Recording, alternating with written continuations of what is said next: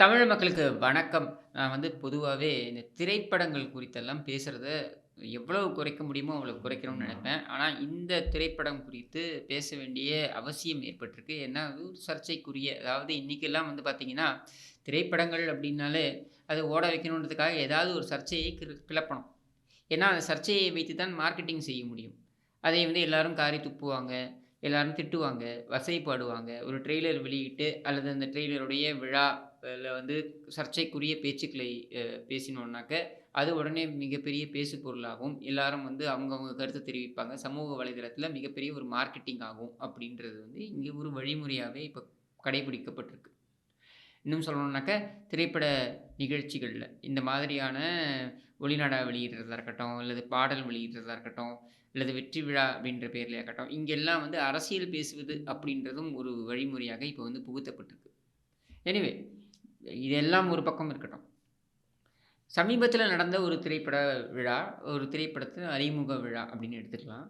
இது bad girl அப்படின்னு ஒரு திரைப்படம். அந்த திரைப்படத்துடைய நிகழ்ச்சி நடைபெறுது. அதில பார்த்தீங்கன்னா, நம்ம வெற்றிமாறன் அவர்களுடைய அந்த பட்டறையில் வளர்ந்த வர்ஷா பரத் அப்படின்றவங்க. அவங்களும் ஒரு பிராமணர் தான்.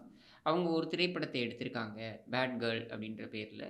அந்த திரைப்படத்தை இயக்கியிருக்காங்க அப்படின்றதுக்கு நம்ம உள்ளபடியே அவங்களுடைய முயற்சிக்கு நம்மளுடைய பாராட்டுக்கள்னு சொல்லப் போறோம். நம்ம பாராட்டுக்கள்னு சொல்லும்போது நீங்க உடனே கேட்கலாம். இப்படிப்பட்ட ஒரு திரைப்படத்தை எடுத்ததற்கு நீங்க பாராட்டுவீங்களா? அப்படின்ட்டு.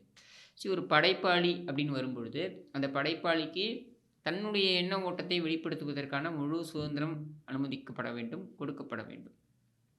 அந்த படைப்பு என்பது விமர்சனத்திற்கு உட்படுத்தப்படுவது அப்படின்றதெல்லாம் வேற. பட் முதல்ல ஒரு படைப்பாளி தன்னுடைய கருத்துக்களை, தன்னுடைய எண்ண ஓட்டங்களை வெளியே கொண்டு வருவது அப்படின்றது அவங்களுடைய உரிமை.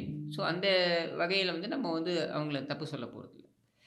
அதில பார்த்தோம்னா, பிராமண வீட்டில் இருக்கக்கூடிய ஒரு பெண். அந்த பெண் பள்ளிக்கூடத்தில் படித்துக் கொண்டிருக்கும் பொழுது, காதல் வயப்படுகிறாள் அப்படின்றதுல ஆரம்பித்து, விரசமான சில விஷயங்களும் அங்க பேசப்படுகிறது அப்படின்றது தான் நம்ம இப்ப பார்க்க வேண்டியதா இருக்கு. இப்ப இத எப்படி மடைமாற்றம் பண்றாங்கன்னாக்க, பிராமண வீட்டு பெண்ண மட்டும் பேசுவீங்களா? மற்ற சாதி பெண்களை பேச மாட்டீங்களா? அப்படின்னு சொல்லிட்டு கேட்கக்கூடியவர்கள் நெறைய பேர் இருக்காங்க. நான் என்ன சொல்ல வரேன்னா, இது பிராமணரா, இல்ல வேற சாதியா அப்படின்றதே சர்ச்சை கிடையாது. அது சர்ச்சையாவும் இருக்கக்கூடாது. ஏன்னா ஒரு படைப்பாளி, அவங்களே அந்த இயக்குனரே ஒரு பிராமண பெண் தான். ஸோ அதனால அது சர்ச்சையாகக்கூடாது. அண்ட் பொதுவா பிராமணர்கள் குறித்து திரைப்படங்களில் மோசமாக காண்பிக்கப்படுகிறதா என்றால், அது காண்பிக்கப்படுகிறது என்றது நெறைய இதில நம்ம பார்த்துக்கிட்டு தான் வரோம். அதையும் கடந்து தான் இந்த இந்த இந்த சாதி இயங்கிக் கொண்டிருக்கிறது. அல்லது அது அது தன்னுடைய வாழ்க்கையை நடத்திக் கொண்டிருக்கிறது. அதனால பிராமணர்களுக்கு யாருடைய கரிசனமும் தேவையில்லை. அந்த வகையில பிராமணர்களும் தன்னை தானே அ இந்த மாதிரி சொல்லிக்கொள்ள வேண்டிய அவசியம் கிடையாது. அதாவது பரிதாபப்பட்டுக் கொள்ள வேண்டிய அவசியமும் கிடையாது. ஏனென்றால் அப்படி பரிதாபப்பட்டுக் கொண்டிருந்தால் இந்த சமூகம், இந்த சாதி ஒரு உயர்ந்த நிலைக்கு சென்றிருக்க முடியாது. இன்னைக்கு சமுதாயத்தில பல்வேறு இடங்களில உயர்ந்த நிலையில இருக்காங்க அப்படின்னாக்க, தன்னை தானே பரிதாபப்பட்டுக் கொண்டதனால் கிடையாது. தன்னுடைய உழைப்பை நம்பி, தன்னுடைய தன்னுடைய அந்த லெகசி தன்னுடைய பாரம்பரியம் என்ன என்பதனை தெரிந்து கொண்டு, அந்த பாரம்பரியத்திற்கு ஏற்ப அவர்கள் இயங்கியதால் இன்றைக்கு அதில ஒரு ஒரு குறிப்பிட்ட பெர்சன்டேஜ்ன்னு எடுத்துக்கலாம். அவங்க உயர்ந்த நிலையில இருக்காங்க அப்படின்றது நம்மால பார்க்க முடிகிறது. இதெல்லாம் தனியா வச்சுருவோம். இப்ப நம்ம பார்க்க வேண்டியது இங்க என்ன அப்படின்னா, இது பிராமணரை பற்றி பேசினார்களா இல்லையா என்பது அல்ல.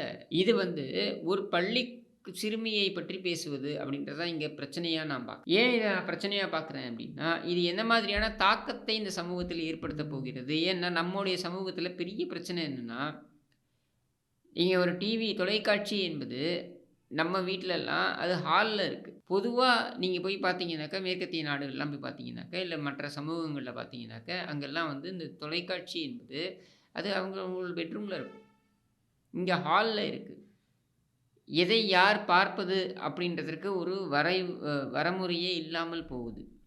அதனால தான் நான் சொல்வேன், சூப்பர் சிங்கர் போன்ற நிகழ்ச்சிகள்லாம் வருது இல்லையா? இந்த சூப்பர் சிங்கர் போன்ற நிகழ்ச்சிகள்ல அந்த சின்ன பொண்ணு, இது ஒரு 6 வயசு பொண்ணு, 8 வயசு பொண்ணு, அது பாட்டு பாடுது.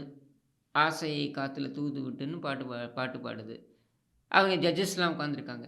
இவங்கலாம் என்ன சொல்றாங்க, "நீ இன்னும் கொஞ்சம் உணர்ச்சியோட பாடணும்மா" அப்படின்றாங்க. எப்படி அது 8 வயசு குழந்தை எப்படி "ஆசையை காத்துல தூது விட்டுன்ற" பாட்டுக்கு எப்படி உணர்ச்சியோட பாடும்? என்ன உணர்ச்சிய எதிர்பார்க்குறீங்க அந்த 8 வயசு குழந்தைகிட்ட? அப்போ இந்த மாதிரியான ஒரு டிஜெனரேஷன் இங்கே நடந்துகிட்டு இருக்கு. இவன் ஒரு பூமர் அங்கிள் மாரி நான் பேச விரும்பல. அதாவது யாருமே எதுவுமே பார்க்கக்கூடாதா? எதுவுமே பேசக்கூடாதா? அப்படின்னு சொல்லிட்டு. அப்படி நான் சொல்ல வரல. என்டர்டெயின்மென்ட் அப்படின்றது எல்லாருக்குமானது தான். ஆனா, இந்த மாதிரியான ஒரு கான்செப்ட்ட கடத்துறோம்ல, இது ரொம்ப நார்மலைஸ் பண்றோம்ல, இது சரி. அதாவது ஒரு பள்ளி பருவத்தில் இருக்கக்கூடிய ஒரு சிறுமி வந்து இந்த மாதிரி பல ஆண்களுடன் உறவு கொள்வது அப்படின்றது சரி, அப்படின்னு நியாயப்படுத்துற மாரி தான் அது இருக்கு. நீங்க சொல்லலாம், இந்த படத்தை பார்த்துவிட்டு நீங்கள் பேச வேண்டும்னு. நான் ஒத்துக்கிறேன். இந்த படத்தை பார்த்துவிட்டு தான் நம்ம வந்து கருத்து தெரிவிக்கணும். முழுமையான விமர்சனமாக இந்த விமர்சனம் இருப்பதற்கு வாய்ப்பு கிடையாதுன்றத நானும் ஏத்துக்கிறேன். உள்ளபடியே ஏத்துக்கிறேன். ஆனா என்னுடைய கேள்வி, நீங்க அந்த பள்ளி பருவம்னு காமிக்க வேண்டிய அவசியமே இல்லையே! அத ஏன் செய்யிறீங்க?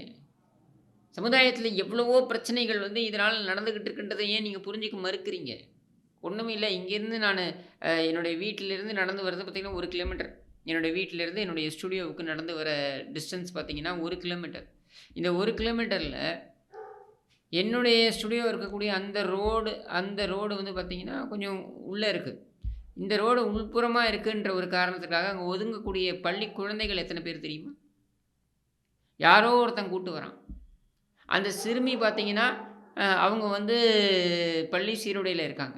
அவன் பார்த்தீங்கன்னா, அவன் கொஞ்சம் வயசுல அதிகமா இருக்கான். அவன் எங்கேருந்தோ கூட்டு வந்திருக்கான்.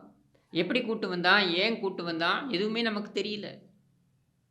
அப்போ இங்க என்னன்னா, இந்த மாதிரி நீங்க தொடர்ச்சியா திரைப்படங்கள்லயும், சீரியல்கள்லயும் நீங்க காண்பிக்கக்கூடிய அந்த ப்ரொஜெக்ஷன் இருக்கு பாருங்க.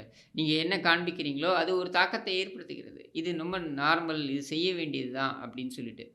இங்க ஒரு படம் வந்தது. காதல் அப்படின்னு ஒரு படம் வந்தது. சங்கருடைய படம் வந்தது. அதில பார்த்தீங்கன்னா, ஒரு சிறுமி பள்ளி பருவத்தில இருக்கக்கூடிய ஒரு சிறுமியை ஒரு ஒரு மெக்கானிக் வந்து காதலிப்பது போன்ற ஒரு கதை. நீங்க வேற ஒரு கோணத்தில எடுத்துட்டு போகலாம். ஒரு மெக்கானிக் வந்து காதலிக்கக் கூடாதா ஒரு சிறுமியை அப்படின்னு சொல்லிட்டு. ஆனால் கேள்வி என்னன்னா, ஒரு பள்ளி பருவத்தில ஸ்கூல்ல இருக்கக்கூடிய ஒரு குழந்தையை காதலிப்பது அப்படின்றது தான் இங்க பெரிய பிரச்சனையாகுது. சர்ச்சையாகுது. இத நீங்க ஒரு ஹீரோயிசமா கொண்டு போறீங்க. இப்படி கொண்டு போகும்பொழுது அது வேற மாதிரி பார்க்கப்படுகிறது. இந்த படத்தோடைய டீசர இந்த பேட் கேர்ள் அப்படின்ற படத்துடைய டீசரை வந்து பார்த்தீங்கன்னா, தனுஷ் அவர் வந்து அதை ரீட்வீட் பண்ணியிருக்காரு. தனுஷுடைய திரைப்படம் "துள்ளுவதோ இளமை" அப்படின்ற திரைப்படம் வந்து பள்ளி பருவத்தில் இருக்கக்கூடிய காதல் குறித்தது. அது என்ன மாதிரியான ஒரு தாக்கத்தை ஏற்படுத்தியது அப்படின்றது தனுஷ் தெரியுமா? அது எப்படியெல்லாம் பாதிப்பை ஏற்படுத்துகிறதுன்ட்டு உங்களுக்கு தெரியுமா? என்னுடைய ரோடு இந்த எண்டுல அந்த ஒதுங்கி நின்னுட்டு இருந்த அந்த ஸ்கூல் பொண்ணு, யூனிஃபார்ம் போட்டு வந்திருக்கிற ஸ்கூல் பொண்ணு, அது காவலுக்கு இன்னொரு ஒரு ஸ்கூல் பொண்ணு நிக்குது அந்த வண்டியில. இவன் தள்ளிட்டு வந்து தனியா நின்னு பேசிக்கிட்டு இருக்கான். இப்ப என்னுடைய கேள்வி, இது உங்கள் வீட்டு பெண்ணா இருக்கலாம். என் வீட்டு பெண்ணா இருக்கலாம். சாதியெல்லாம் விட்டுருங்க. சாதிக்கு அப்பாற்பட்டு நான் பேசுறேன். இன்றைக்கு முற்போக்கு பேசக்கூடியவர்கள் எல்லாரும் எப்படியான படங்களை எடுக்கிறார்கள் அப்படின்றத பாருங்க. நீங்க கருப்பழனியப்பனை எடுத்து பாருங்க.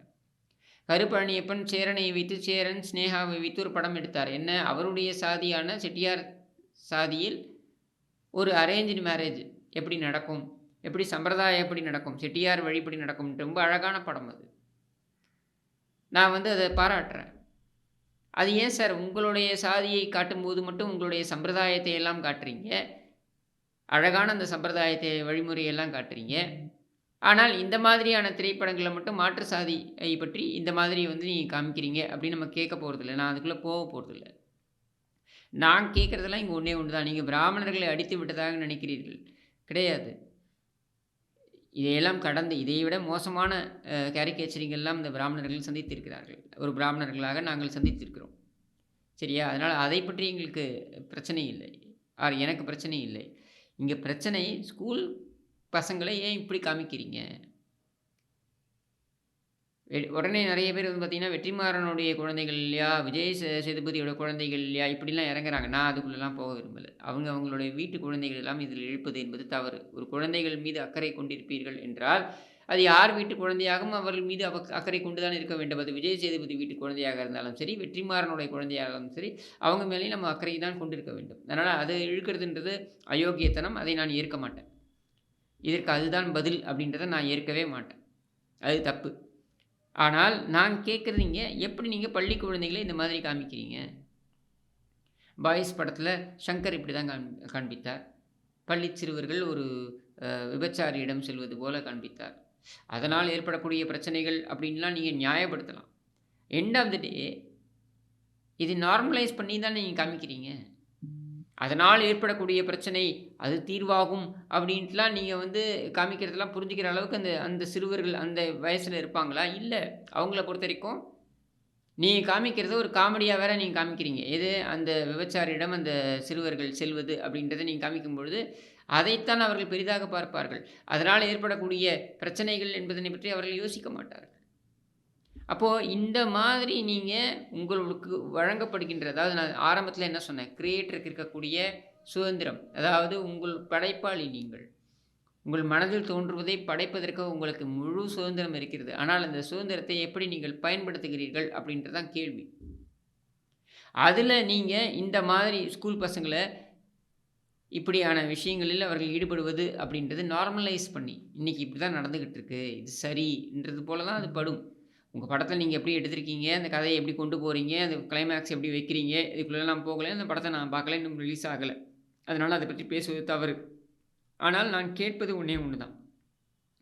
இந்த டீசரை வைத்து பார்க்கும் பொழுது அதை வேண்டுமென்றே ஒரு ஒரு ஒரு பிராமண சர்க்கிள்லேயே, அதாவது அதை இயக்கிய நபர் பிராமணர், அதை அதில் நடித்திருக்கின்ற நபர் பிராமணர், இந்த மாதிரிலாம் நீங்கள் கொண்டு போகிறது எதுக்காகனா, திட்டமிட்டு பிராமணர்களை சாடுவதாக நீங்கள் எடுத்துகிட்டு போகிறீங்க. ஆனால் உண்மை என்ன தெரியுமா? நீங்கள் செய்வது பள்ளிக்கு செல்லக்கூடிய சிறுமிகள், அவர்களுடைய பெற்றோருக்கு நீங்கள் இழைப்பது துரோகம். இதனுடைய தாக்கம் என்பது அங்கே தான் போய் சேரும். எங்களுக்கு எந்த பிரச்சனையும் இல்லை. பிராமணர்களாக எங்களுக்கு என்ன பிரச்சனை இருக்க முடியும்? பெருமாள் பார்த்துப்பார் எல்லாத்தையும், பகவான் பார்த்துப்பார் எல்லாத்தையும் சொல்லிட்டு கடந்து போக போகிறோம், அவ்வளவுதான். இதை விட அதிகமான தாக்குதல்களையும் விமர்சனங்களையும் நாங்கள் சந்திச்சிருக்கோம். ஆனால் அது பிரச்சனை இல்லை.